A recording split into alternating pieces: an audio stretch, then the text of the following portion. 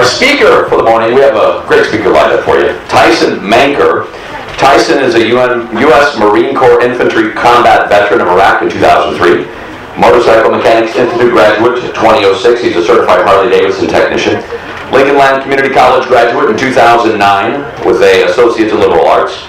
University of Illinois Springfield graduate 2011 with a Bachelor's in Political Science. Thomas Cooley Law School graduate 2014 with a Juris Doctorate, and he plans to take the Illinois Bar exam in July 2014 and practice law in Central Illinois. I now give you Tyson Manker.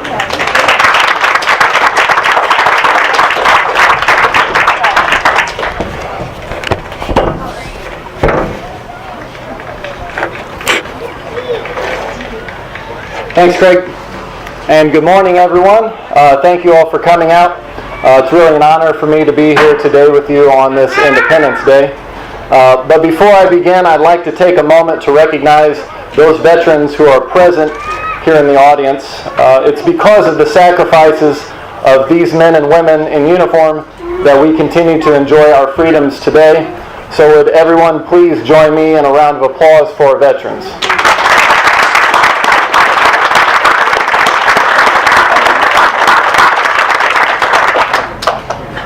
Today we've come together to celebrate the independence of this great nation, and what a great nation it truly is.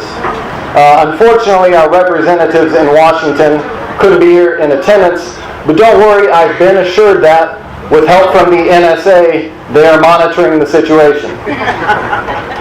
The 4th of July gives us a chance to enjoy precious time with our friends and our families. But as you all know, this special day is about more than just fireworks, parades, and barbecues. It's a celebration of freedom. It's a remembrance of our nation's struggle for democracy. And it's a tribute to our founding fathers in their battle against tyranny over 2 centuries ago. When our ancestors established the United States of America, they did so out of necessity. They asked themselves, are we really free? And in answering that question, they determined that they were not.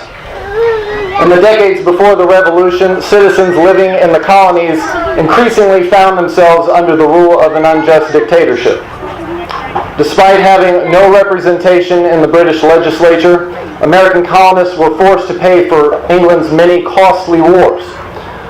They were required to pay higher and higher prices for basic goods and necessities. And perhaps most famously, they were repeatedly subjected to unfair levels of taxation. Any of this sound familiar? No taxation without representation became their patriotic motto. Not long after the colonists launched the Boston Tea Party in rebellion, the British government flexed its iron fist even tighter and tried to squash patriotic dissent altogether. The colonists were fed up. No longer could they tolerate the tyranny of a government that didn't represent their interests.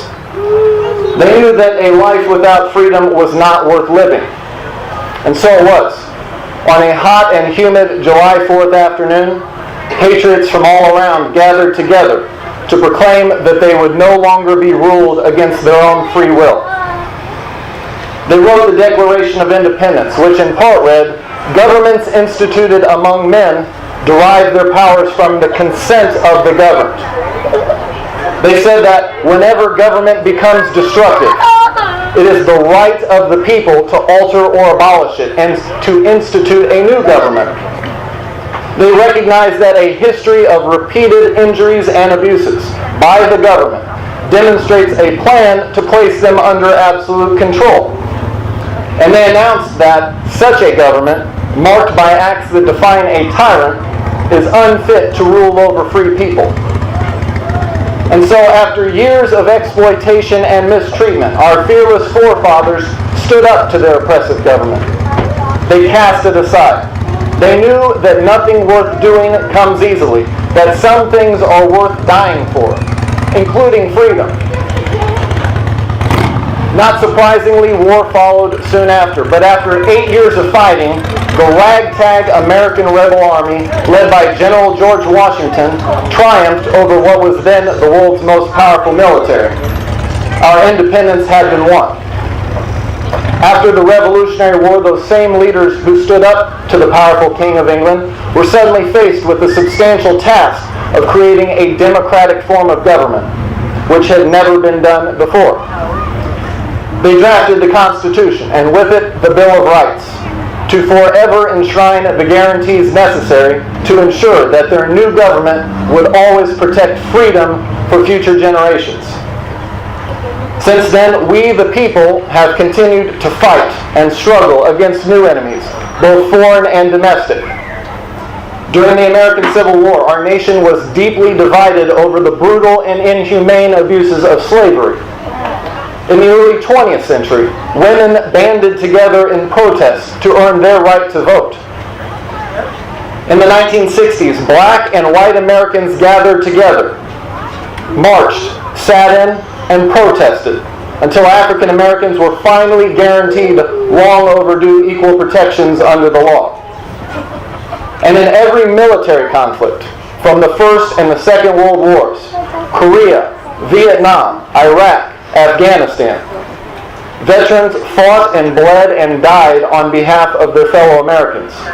It is because of the great and sometimes ultimate sacrifices of past generations that we are all blessed with the standard of living that we enjoy today. Yet nothing remains stagnant in this world, and sadly our freedoms are once again under attack. The belief in a better tomorrow has been taken over by uncertainty. In many instances, hope has been replaced with hopelessness. Government now seems to act beyond the very control of the people it was created to serve. Most of the time, it's hard to even tell who government serves anymore. Let me ask, is there anyone here who feels like that today? Yeah. Okay. Now more than ever, I believe that we must ask ourselves the same question considered by our founding fathers on this day some 238 years ago. And that is, are we really free? I ask you to consider the following truths. After the terrorist attacks on 9/11, the government told us that in order to keep us safe from further attack, they needed more power. But rather than limit their focus to foreign terrorists, they instead built a massive domestic spying program that now monitors our emails, our phone calls, and our social media activities. I ask, when the government spies on all of our communications, are we really free? We only know the truth about our government spying here at home thanks to the likes of Edward Snowden and other whistleblowers. But instead of being hailed as heroes, these individuals have been called traitors and are hunted down like terrorists, simply for revealing the ugly hidden truth. I ask, when truth becomes treason, are we really free? After the greed of giant Wall Street banks drug our economy to the brink of collapse, our Congress wrote the bankers a blank check for trillions of dollars, no questions asked. Now we taxpayers are stuck paying the bill for their criminal acts. I ask, when taxpayers on Main Street are forced to pay for the excesses of Wall Street, are we really free? When we have more choices about what shampoo to buy than who to represent us. When money is considered speech and a handful of super rich individuals control our elections. When the colossal national debt is jeopardizing the futures of our children and our grandchildren. Are we really free? When students have to take out tens of thousands of dollars in loans just to get an education. When teachers and police and firefighters receive more criticism and less support. When we work hard and do the right thing but still can't get ahead. Are we really free? I think Abraham Lincoln summed it up best when he said, America will never be destroyed from the outside. If we falter and lose our freedoms, it will be because we destroyed ourselves. My friends, today as we celebrate our independence, and in the days ahead, let us reject the political partisanship that deliberately prevents us from uniting as a nation. Let us support leaders who represent us the constituents. And let us never forget that these United States of America were founded as an act of rebellion against an unfair government. We must band together for our mutual preservation and cooperate to restore the American dream for future generations. We can and we will take this country back from those who seek to exploit it. Embrace the rebel that lies within you. It is there that freedom, truth, and justice will be won. Thank you.